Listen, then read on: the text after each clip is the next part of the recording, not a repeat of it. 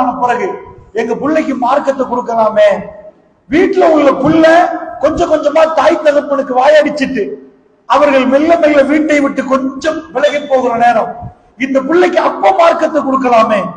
சில நேரத்தில் விபச்சாரத்துல ஈடுபட்டு கையின் காலமா மாட்டினா அப்ப சிந்திப்பார்கள், இந்த பிள்ளையை காப்பாற்ற மார்க்கத்தை கொடுக்கலாமே.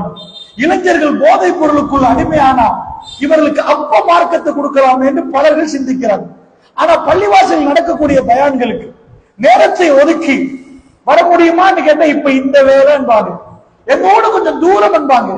இந்த மார்க்கத்தின் பெருமதியை மக்கள் உணர்ந்துட்டாங்க என்று சொன்னா, இது எவ்வளவு பெருமதி என்று உணர்ந்தாங்கன்னா நிச்சயமா தன்னுடைய வேலை வெட்டி எல்லாம் விட்டுட்டு அல்லாஹ்வுடைய மார்க்கம் பேசப்படுகிறதாமே, நம்ம கொஞ்ச நேரம் கொடுத்து அங்க போவோமே, அந்த பெருமதி உணர்ந்தால், இந்த ஊர் மக்களுடைய பெருமதியை தெரிந்தால், பெருமாள் சொன்னாங்களே ஆண்களுடைய முன்சஃபை பொறுத்தளவில் அவருடைய நன்மையை மட்டும் தெரிந்தா சீட்டு போட்டு நானா நீயான்னு மக்கள் போட்டி போடுவார்கள்.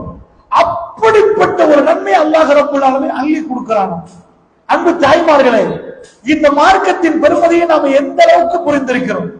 இந்த சமூகம் வெற்றி பெறணுமா இருந்தா நீங்க குடும்பமா வாழுகிற நேரம் உங்க குடும்பம் மகிழ்வோடு சந்தோஷத்தோடு ரொம்ப இன்பமாக இந்த பயணத்தை நீங்க மேற்கொள்ளணும்னா, நீங்க மேற்கத்திய நாடுகளை எட்டி பார்த்தீங்கன்னா வல்லாஹி நம்ம தோத்துருவோம்.